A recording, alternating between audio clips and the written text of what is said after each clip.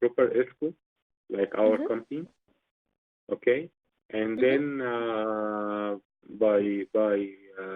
yeah, using the finance scheme with payback period, return on investment, this 2 billion will come back to the budget again within, let's say, 3-4 years, and so on. So each 3-4 years they have to spend 2 billion, and during the 4 years it will return, and so on. Mm-hmm. All right, So got it. Right. So you mentioned that for the projects that you worked on, you were also working with vendors and contractors, right? yes, So were you also negotiating costs with them? yes, sure. Mm-hmm. For all vendors and subcontractors, typically, I invite more than 2-3 entities on Mm-hmm. site, and I'm doing my due diligence at the first place. Then, Mm-hmm. during the proposal stage, we put certain specifications and requirements for everyone to follow. And Mm-hmm. then they are putting their proposals and quotations. I start studying it, analyzing it in terms of technical evaluation and commercial evaluation, and giving Mm-hmm. them. Usually, I develop like evaluation sheet for each job, Mm-hmm. and giving some marks and grades for each one, and try to negotiate the product qualities and prices, delivery times, payment terms, stuff like that with every one of them. And Mm-hmm. before and of course, I involve members from the purchasing and supply chain team Mm-hmm. in the company, because they are more professional in doing that job. So we do that together, and we come up with the final decision that in the best interest of the company. Mm-hmm. All right. And can you give me like an example of when you've negotiated better quality or lower costs?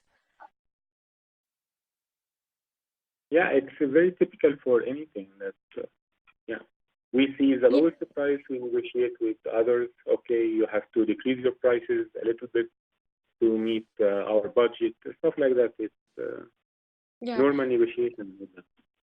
Yeah, but any significant examples that you can share with me?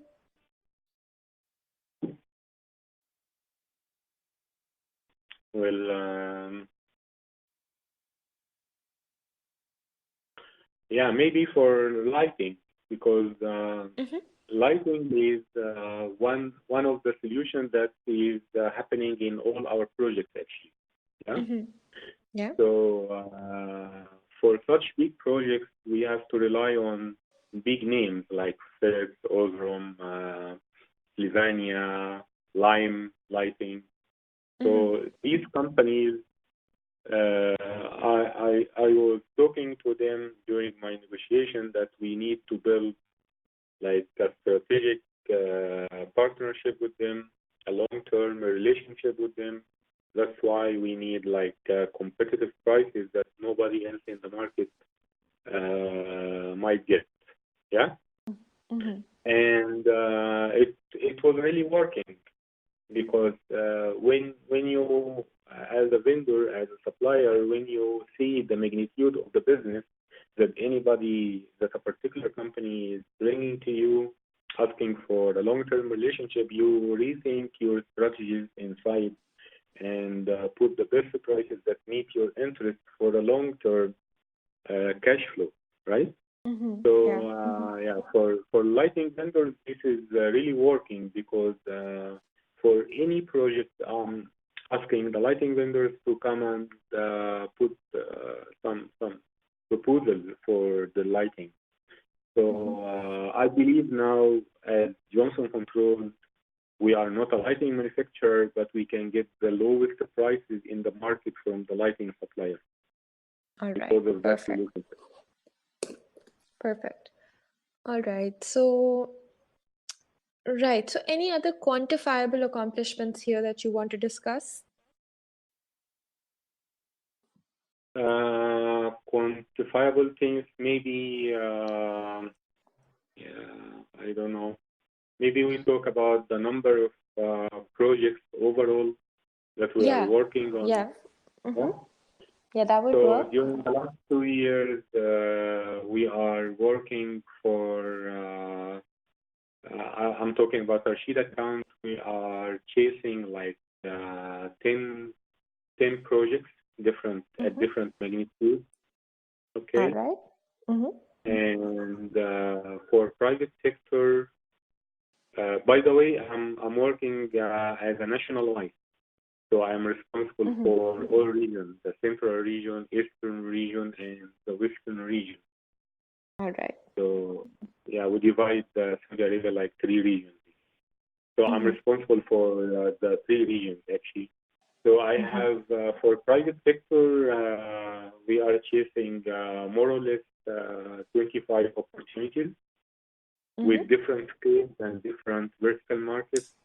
Sometimes commercial buildings, banks, hostels, hotels, schools, shopping malls and retail, different vertical markets, yes, All and right. different magnitudes, starting of 3 million, 4 million, 10 million, 15 million. Yeah. Got it. Yeah, that's it. And also, another thing, because you were basically a sales executive here, right? So, were you also Yes. closing all these sales? Sorry? Were you closing these accounts? Were you bringing them on? Yeah. All right. And then you were performing account management also. That was your responsibility? Account management, yes, also part of my responsibility. All right. And for all of So I these have, projects, yeah, go on. yeah, so every year I have like a sales target, and this target is, there are different aspects of my target. So I have a secured volume target, I have revenue recognition target, billing, collection, gross profit. All these KPIs are part of my target. Can you share the numbers with me? Well, yes, because it's quite new business. So when we started that, we put during the first year we put the plan for the second year. We are implementing the second year now.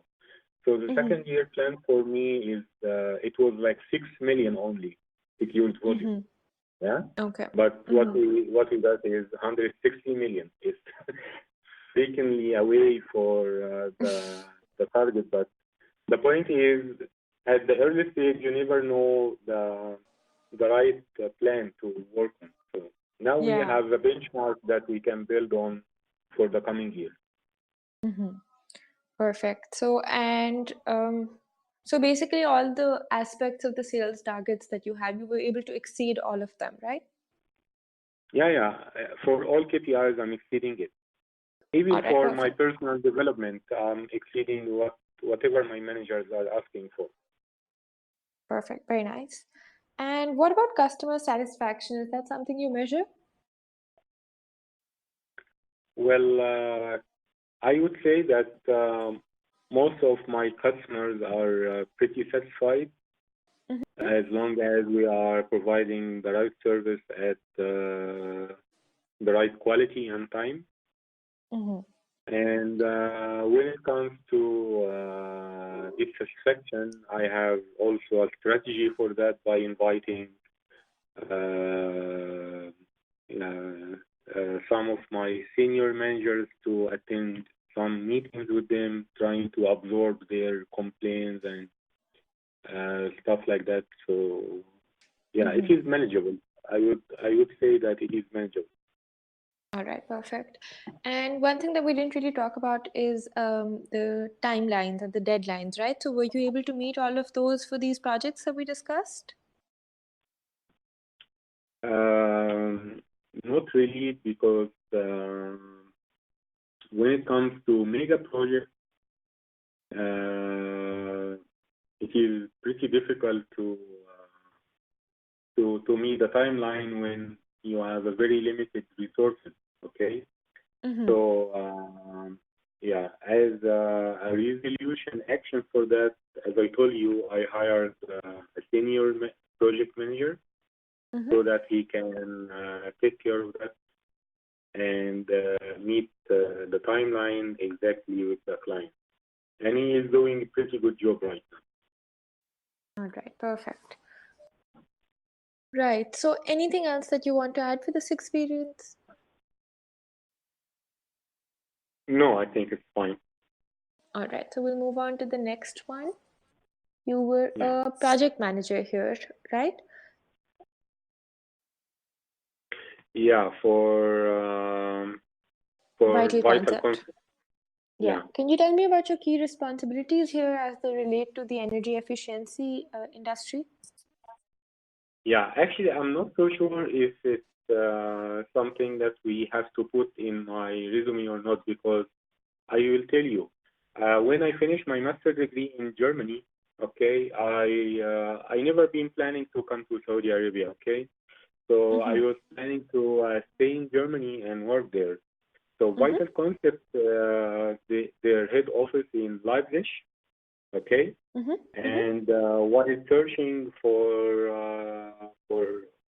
work for some vacancies in Germany.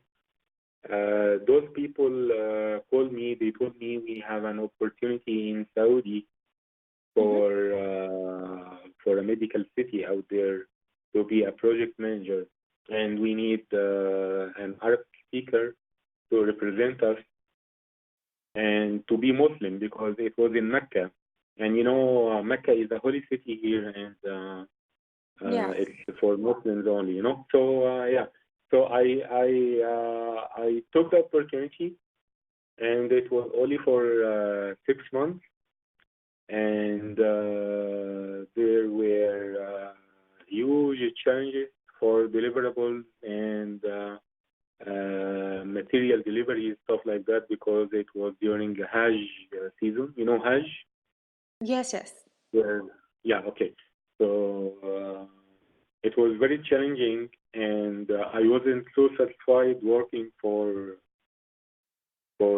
them like that, because I was the only person representing the company, and it was quite new environment for me. I never been to Saudi Arabia before. Mm-hmm. So yeah, after 6 months, I been contacted by Johnson Controls in Saudi Arabia, Mm-hmm. and I was discussing the developing of energy business for them.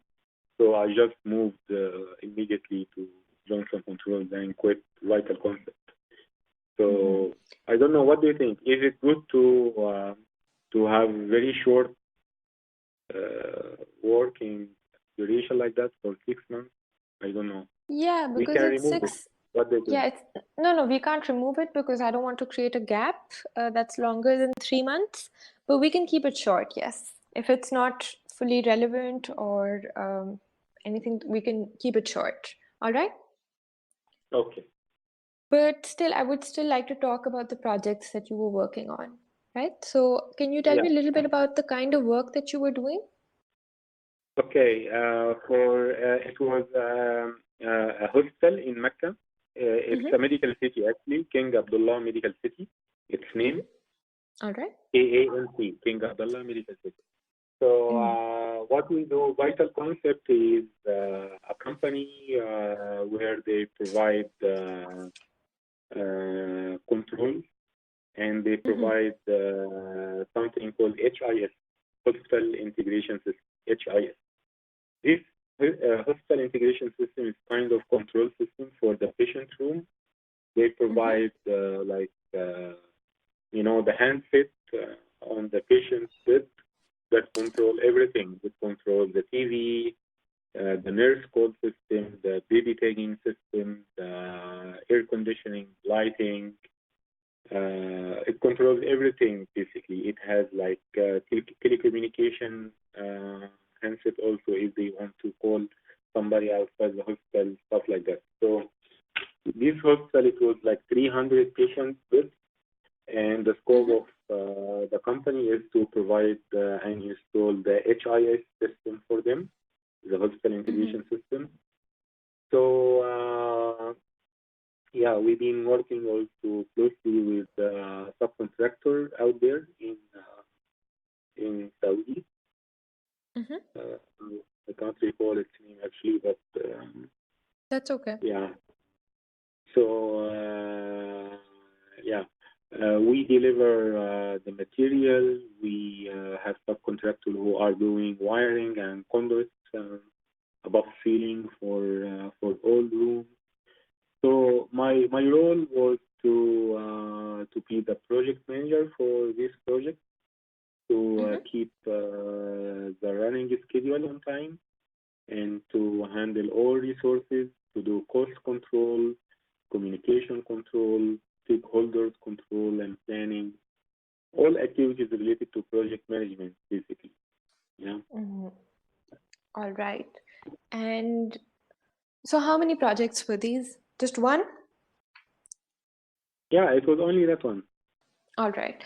And can you tell me, you were the only person working on this, right? Sorry? You were the only person working on this, correct? No, not the only person. I was representing the company, but as I told you, we hired a subcontractor with tens of people who are working on site. Yeah, okay. But So from your representing company. Vital Concept, it was only me. Yeah. Got it. And can you tell me about the challenges that you faced during this tour? Yes, the challenge is, as I told you, the Hajj season, it was like a nightmare. We couldn't do anything because of that. It was really difficult to invite anybody outside the city, the holy city, to enter the city during that period. It is very, very, very difficult and challenging. It was like a force majeure that hindered my scheduled progress actually. So we have, and also we have item delivery delay because of that.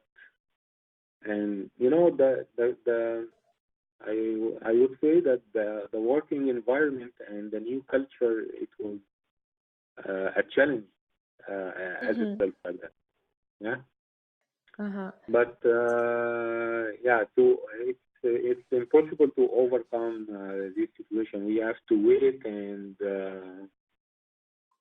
just yeah, do any activities that we can do without relying on anything from outside Mecca. Yeah. So yeah, and Hajj season it's only like 1 month, but because the project timeline is already small, it was like 6 months. So 1 month is considered a huge waste of time. Yeah. But were you able to complete the project after this then? Yeah. I completed it. I don't quit before completing it because I was the only person working representing Vital Concept. To keep my reputation, I just stayed until I finished the project and then I quit. All right. And when you were back in Germany, what were you working on then? No, I didn't go back to Germany. No, before you came here, what were you working on then? No, before Vital Concept, I was studying my master's in Germany. I didn't work in Germany. I was just studying. All right. Okay, got it. So, anything related to energy efficiency or the project development engineering sector here? Anything else? Anything related to energy efficiency? My studies, you mean? No, for this project manager role. For Vital Concept, you mean? Yeah. No, nothing related to it at all.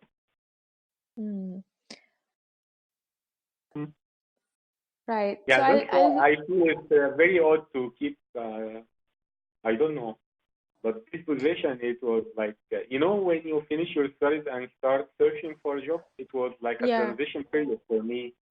So I was eager to find any job just to earn my living, you know. So Yeah, Yeah, I I understand. think it is not so related to my career and my studies, but I don't know. I just worked for that because I have to. Yeah, that's all right. That's okay. We'll keep this brief then, all right? Okay. Okay, so I'm going to move on from this now. And before this, then you were a managing partner at Engineering Solutions. Yeah, I also want to discuss that with you because I don't know how to write it. Because Mm-hmm. like at 2014, early of 2014, I and two co-founders, Mm-hmm. we start up a company in Egypt. Yeah. It's called Mm-hmm. Engineering Solutions. It is in Cairo. So basically, we are working for MEP, Mechanical Electrical Plumbing Design, MEP design. We are Uh-huh. working for sustainability and LEED certification, LEED. Mm-hmm. We are working for energy efficiency and energy solution. Okay, Mm-hmm. so and it was actually this company. It was the main driver for me to travel to Germany and have more studies in energy efficiency. Okay, Mm-hmm. so after starting this company, me and the other two co-founders, we found that there is a huge potential in Egypt. Mm-hmm. So we got many projects related mainly for LEED certification and MEP design.